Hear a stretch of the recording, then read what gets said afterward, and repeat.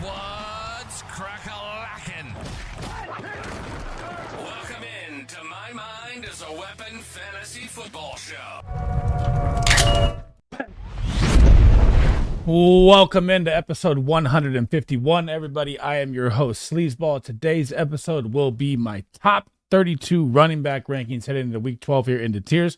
And it is BYEMAGEDDON week, guys. So this is going to be playoff crunch time. Players you need to have start, sit. It is crucial. Every win matters from here on out. So we have the Atlanta Falcons, Bijan Robinson, Buffalo Bills, James Cook, Cincinnati Bengals, Chase Brown, Jaguars, ETN, Saints, Kamara, and Breece Hall. The running back stars are down this week, guys. Before we dive into it, guys, make sure you smash that thumbs up, hit that subscription button, turn that bell on so you know when I'm live. I will be live Thursday to Monday this week. And if you can't make any of the live streams, you can always drop any comment you want down below. It does not have to pertain to this video. I try to answer every single one of them. That's one of my goals as a content creator, to help you guys win your weekly matchup and get you that ultimate goal of that championship this year, guys.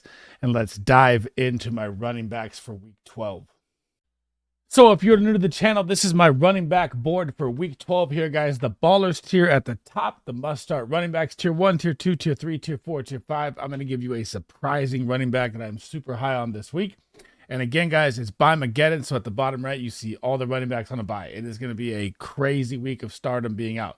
Chase Brown, full-time running back, looking like RB, blowing RB1 the rest of the way.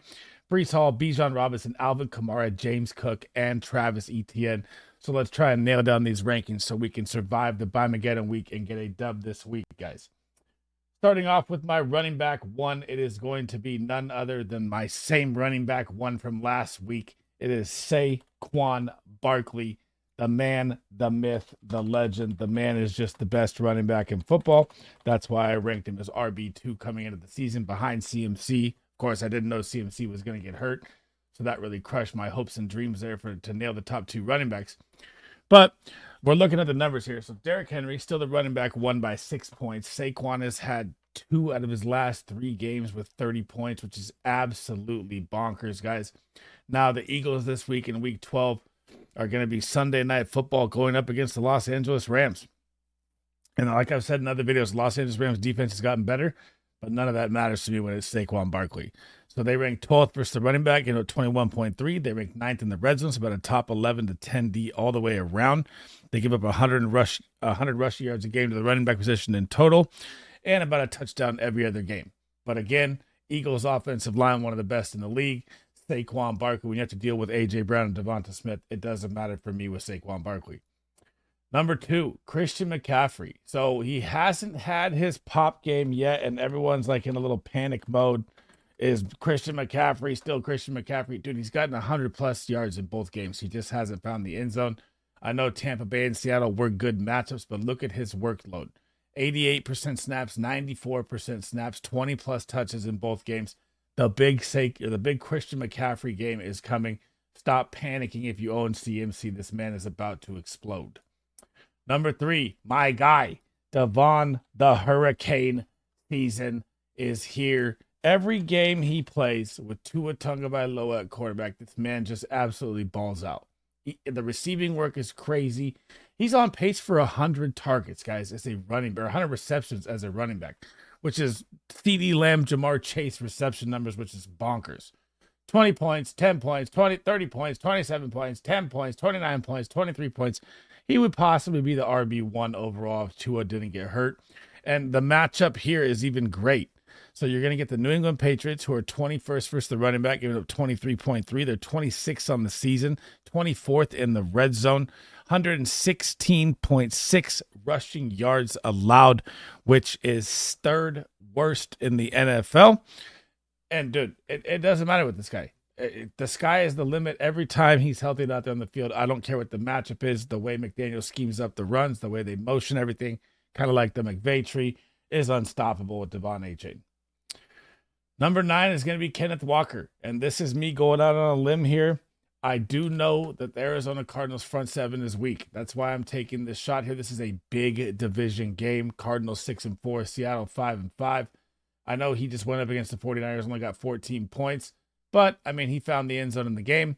and he saw a little receiving work here and there, and you get the Arizona Cardinals. This is a perfect matchup for Kenneth Walker to explode. They rank 25th versus the running back, getting up 25 points per game. 21st on the season, 16th in the red zone, so about a top 20 defense overall versus the running back. 92 yards, which is middle of the tier, and a touchdown every single game. This is what you want. This is why I'm so high on Kenneth Walker this week.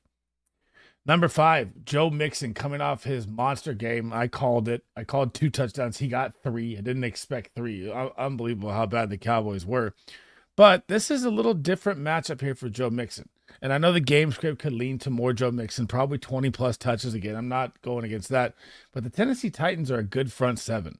So they rank 14th versus the running back, 12th on the season, 29th in the red zone. Obviously, their offense doesn't keep them on the field enough to give their defense any rest, but Will Levis has found a little groove lately. So that's why I'm saying it's a little different matchup here. And they give up 90 rushing yards a game, which is top 10. So tough matchup there on the ground, yards per game, and only a 0.3 touchdown chance. So that's 3 touchdowns every 10 games they have.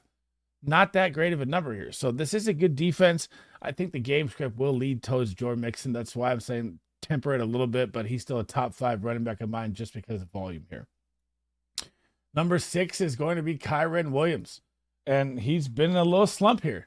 So past 2 games here, past 3 games, Kyren Williams has not found the end zone. He's only had about an average of 10 points a game.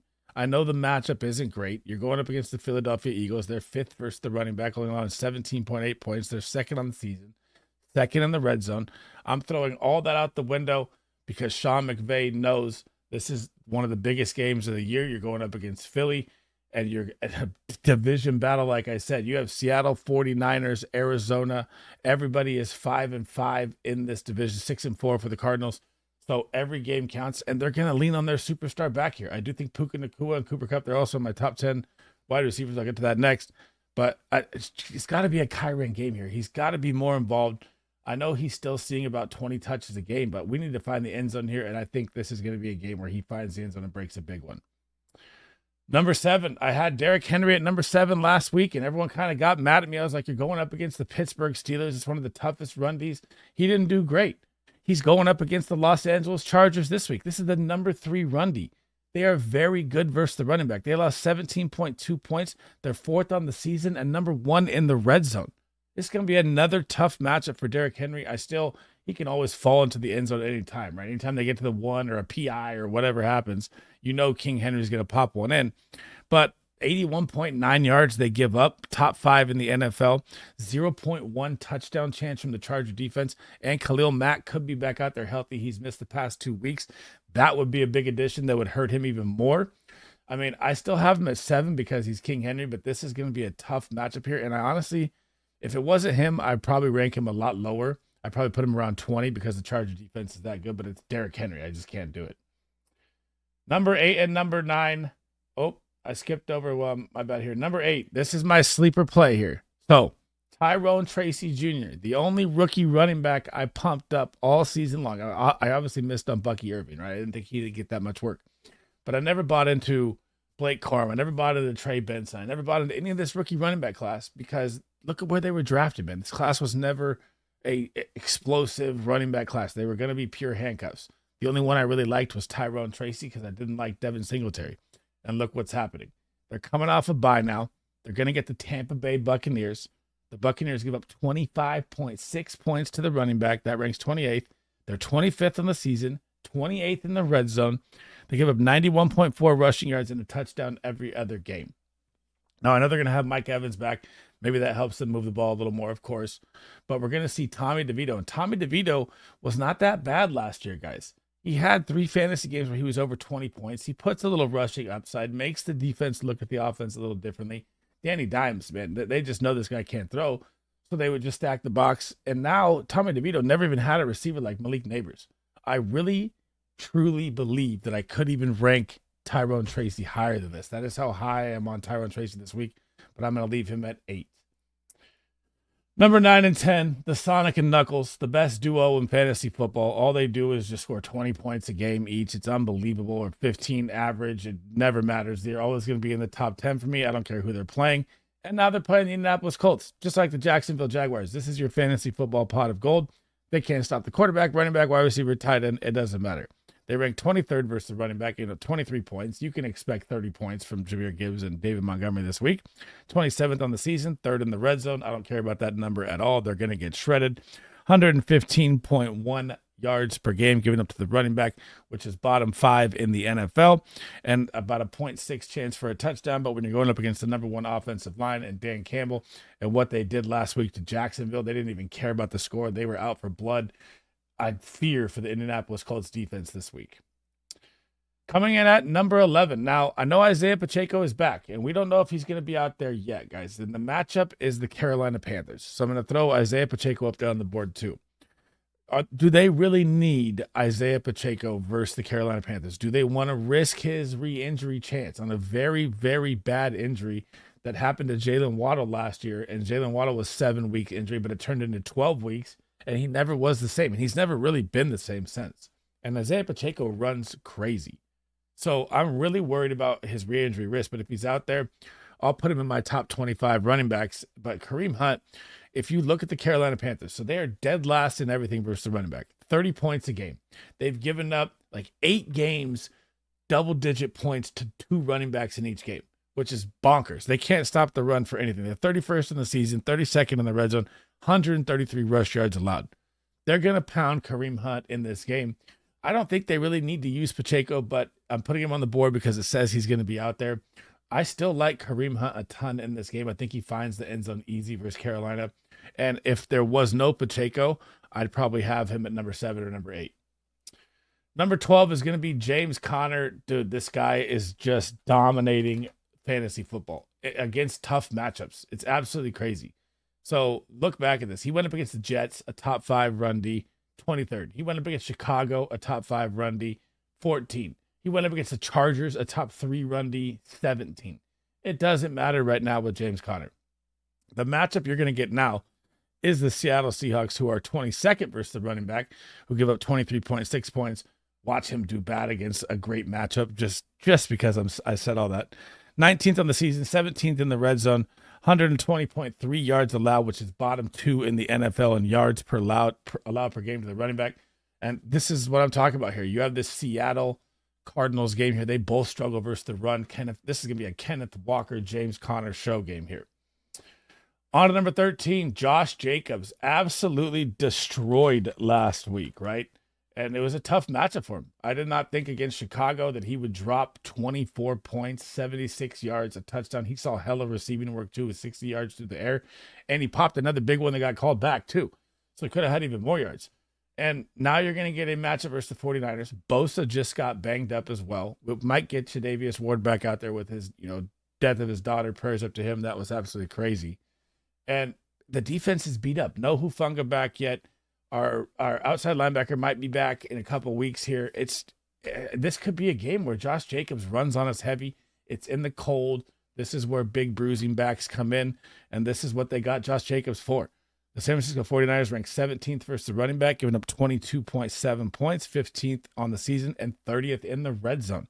So a very high touchdown upside for any running back that's playing us right now, which is crazy to say. I did not think our Niner D, but I would not think we'd be that bad. But when you look at it, we only give up 79 yards, which is top 6. Still, we give up so many touchdowns. It's crazy. We give a touchdown a game, which is retarded. We need to be better on defense. I love Josh Jacobs this week. Number 14, we're going to talk about them both. Brian, and for the Packers, Marshawn Lloyd's supposed to be activated off IR. But again, I didn't buy into this rookie class. Just something to think about. Austin Eckler as well. So Austin Eckler dominated last week for the Commanders in the pass game the whole way, right? Now you're going to get the Cowboys, right? So when you're looking at the Cowboys here and you're thinking, are they ever going to be able to move the ball? Yeah, they moved the ball last week in garbage time, right? He threw for 300-plus yards. He killed the whole thing. CeeDee Lamb got a little involved here and there. I get all that.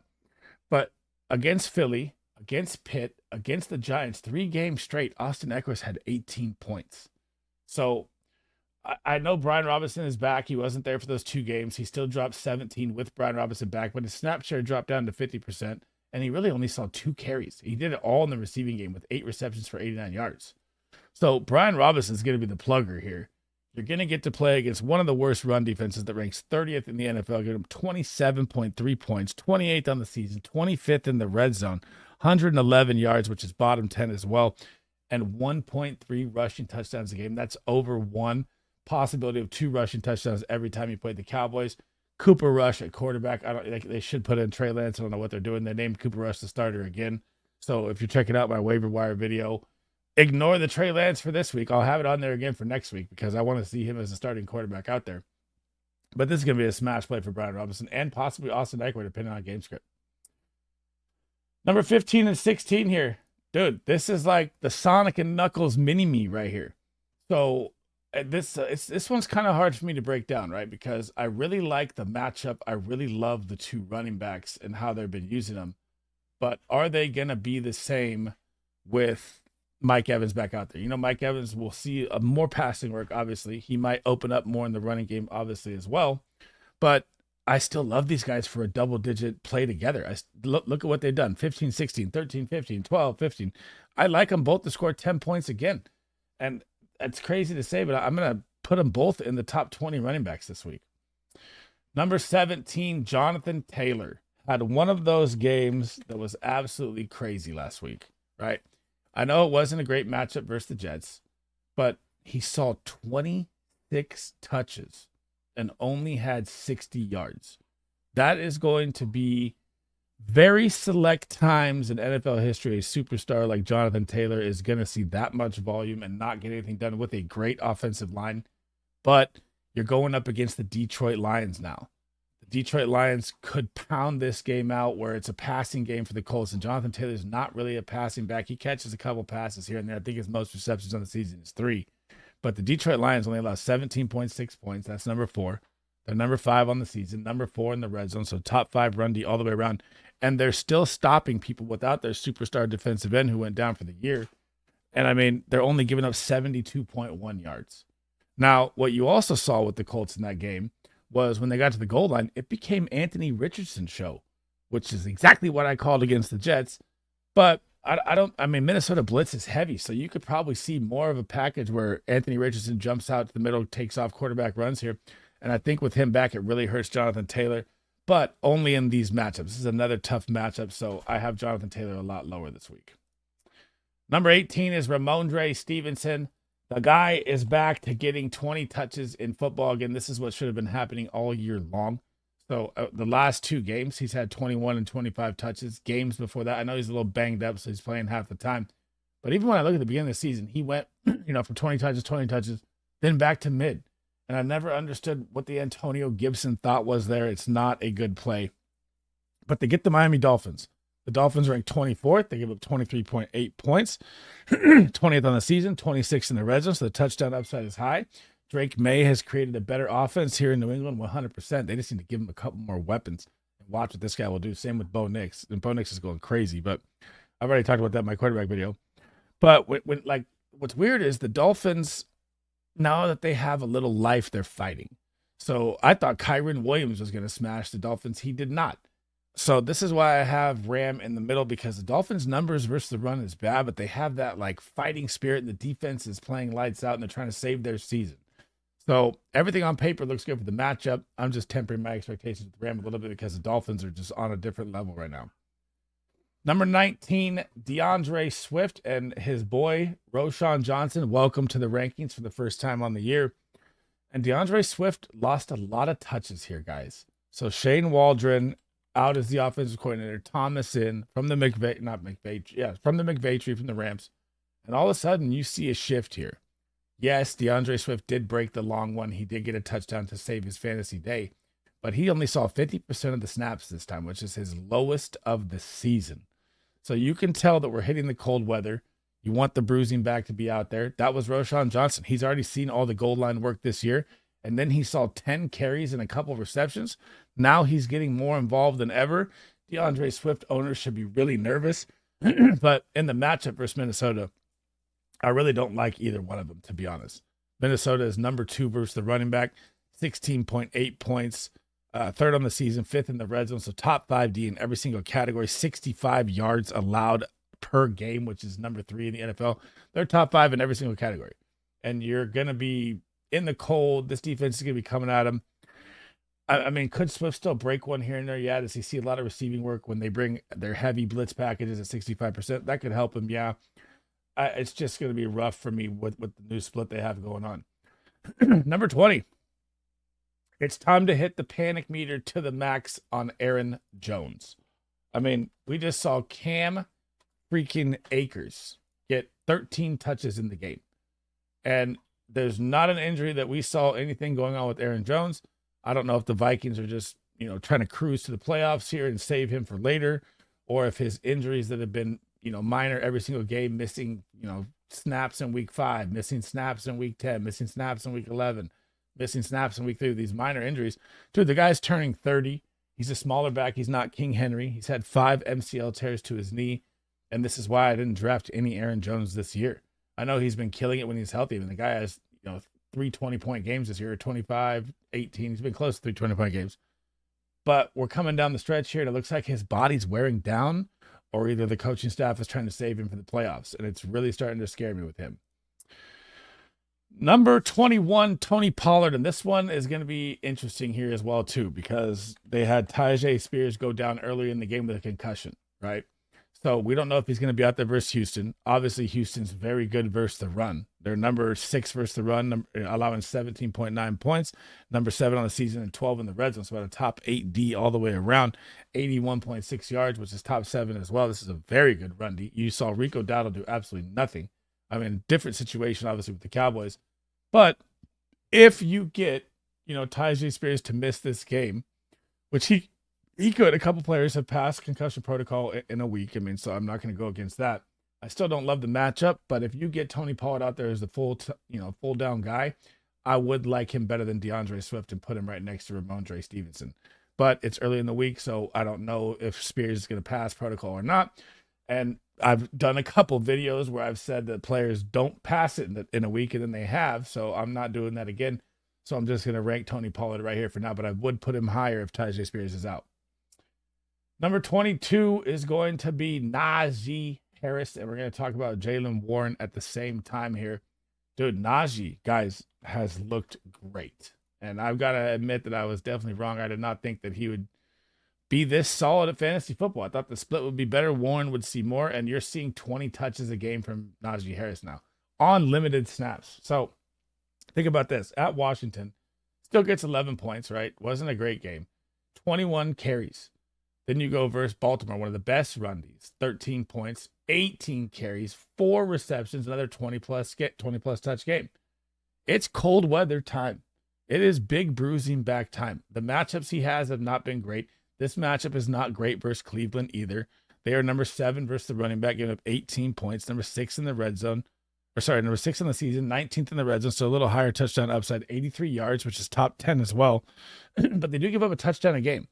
And this defense of the Steelers is going to get them the ball back more, give them more opportunities. And like I said, when it gets cold, you want your big boy. And this is the big boy. So this is why I tried to say, go trade for Najee Harris, even if the schedule looks bad, because the schedule is not great for the Steelers the rest of the way, but their defense is going to keep giving them opportunities. I don't love the play versus Cleveland, but if you have him, you're obviously going to start him with the touchdown upside. Jaylen Warren, I'm not as high on in this game. I feel like this is going to be more of a Najee game and a ground and pound game. You're not going to need him to play from behind the receiving work in this game for Jaylen. Although he'll get a couple touches here and there, I'm not super high on him. Coming up next, J.K. Dobbins, who popped the game-winning touchdown down the side. He could have went down, but he said, nope, I want my fantasy points. But what you've noticed here, and I know it's kind of smart with his injury, with his career. He's had tons of Achilles injuries and foot injuries and everything for, kind of ruined his career. But he's probably comeback player of the year right now, honestly. And I'm happy as hell for him because I was high on J.K. Dobbins, before the injuries.